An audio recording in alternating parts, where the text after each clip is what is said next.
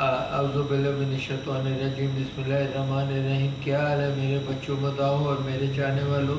بیٹا آپ لوگوں کا بہت بہت آپ کی مہربانی، آپ لوگوں کا شکر ہے کہ آپ لوگوں نے دعا مانگی اور اللہ کے فضل سے میں ٹھیک ہو گیا ہوں۔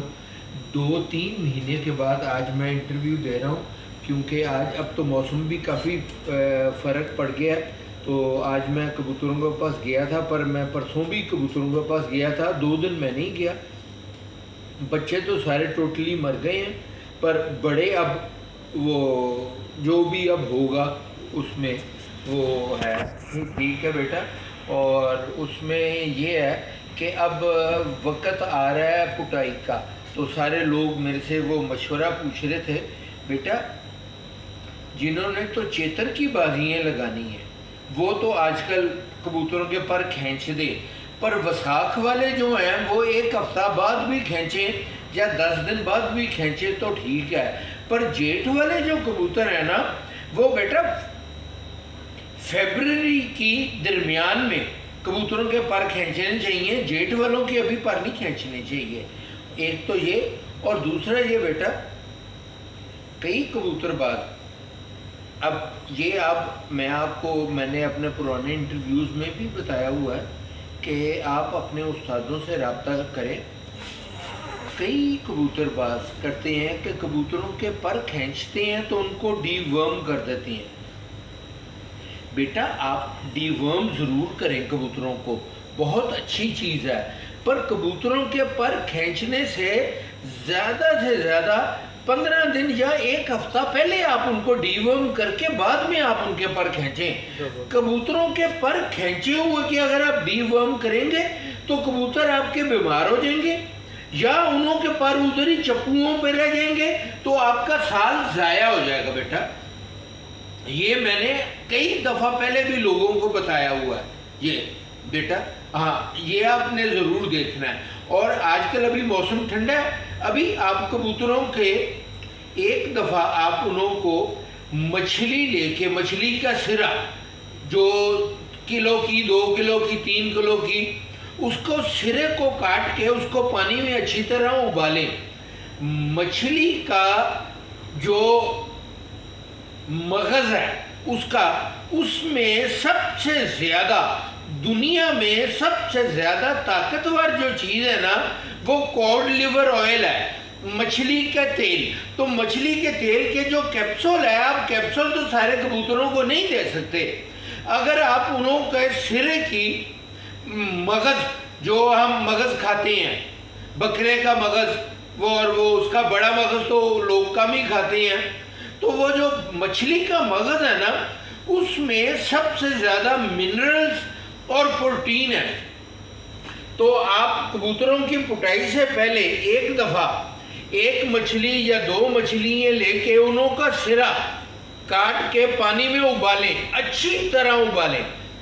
ابالنے کے بعد گرم کو ہی پون لیں، کانٹے سارے کے سارے الگ ہو جائیں گے، اندر سے سوپ ان کا نکل آئے گا۔ اس سوپ میں آپ آٹا گوندیں اور ان کی روٹی بنا کے دیں۔ ایک دفعہ آپ یہ کریں گے نا تو بیٹا آپ دعائیں دیں گے کہ کسی بوڑھے آدمی نے آپ کو کوئی اچھا مشورہ دیا تھا بیٹا۔ یہ آپ کر لیں بیٹا۔ سر ایک کوسچن ہے آپ سے جی، آج کل جو میرے جیسے نوے بچے شوقین ہیں، ہماری کوشش ہوتی ہے کہ ہمارا کبوتر خوبصورت سے خوبصورت ہو، اس کے بارے میں آپ کیا ان کے فیوچر کیا ہوتے ہیں خوبصورت کبوتروں؟ ہاں بیٹا یہ میرے بیٹے نے بھی سوال کیا ہے۔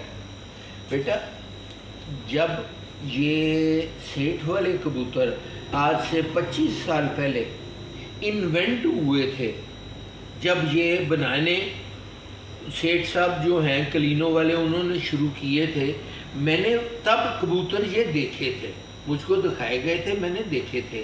انہوں نے تب بھی میرے سے رائے مانگی تھی، میں نے اپنی رائے دے دی تھی کہ ایک وقت ایسے آئے گا، ابھی تو ان کبوتروں کی مانگ بہت زیادہ ہے، ایک وقت ایسے آئے گا کہ انہوں کی مانگ کم ہو جائے گی، جو اب وقت آ گیا۔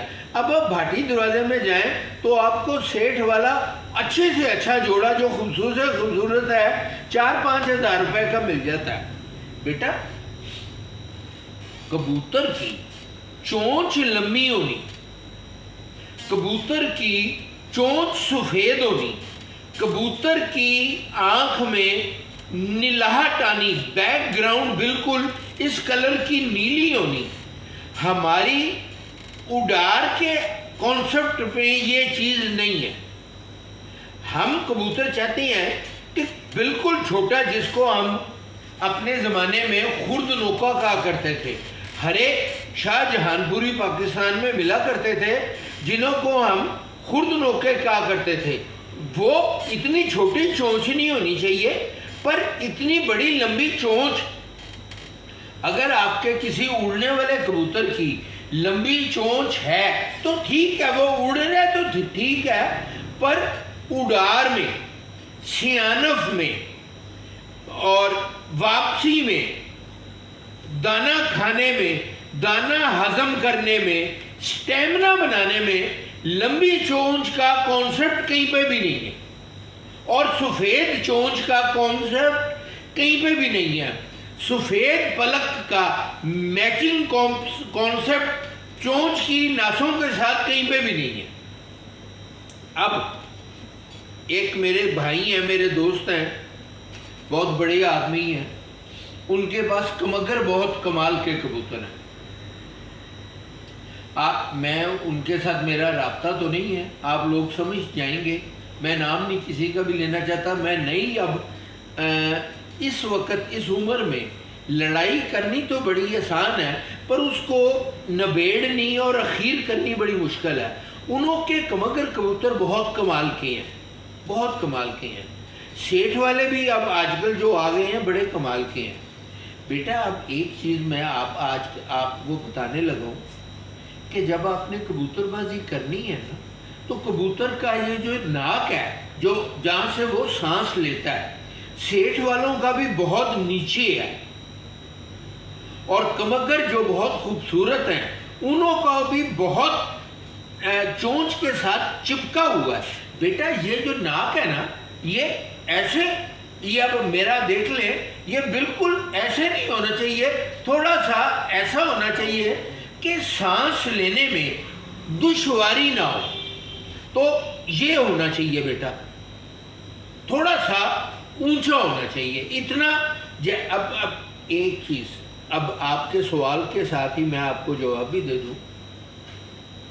सियालकोटी जितने भी हैं, जितनी भी सियालकोट की ब्रीड्स हैं, मैं किसी ब्रीड का ख़ास एक नाम नहीं लेता, सारों की नासें बड़ी हैं और मोटे नाक है, लंबी चोंचें हैं और काली चोंचें हैं, और वो उड़ार में बेशक कम है, पर सियानफ में वो जो ये कमगर हैं और ये जो सेठ वाले हैं खूबसूरत हैं, उनों से फार बेटर है, 100 टाइम बहुत अच्छे हैं। तो अब बेटा, अब उनों को आप इनके साथ कैसे कंपेयर कर सकते हैं? ये वो है। अब एक आदमी ने रशिया से 3-4 दिन हो गए हैं, वो मेरे से राब्ते में है, वो रशिया में कबूतर मांग रहा है, दुबई में कबूतर हमारे जा रहे हैं। तो बेटा दुबई में, अब आप मेरे से ना पूछें, मैं अगर आपको बताऊंगा तो चलो जी मैं वो झूठ बोल रहा हूँ या कुछ। आप दुबई के जो शेख हैं, जो दुबई में शौक करते हैं कबूतरबाजी का, आप उन्हों से राब्ता करके पूछें कि दुबई में सबसे अच्छा कबूतर कौन सा उड़ रहा है।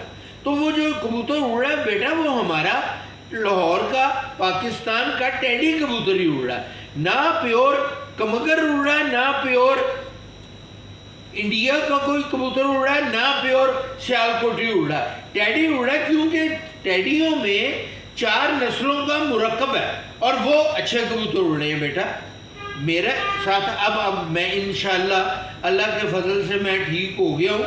आज मैं इंटरव्यू दे रहा हूँ, ये अभी आप देख लेना, कोशिश करना कि सब्सक्राइब भी जिन्होंने नहीं किया हुआ वो सब्सक्राइब भी, क्योंकि ये मेरा बिल्कुल बंद ही रहा था, तो वो कर दें।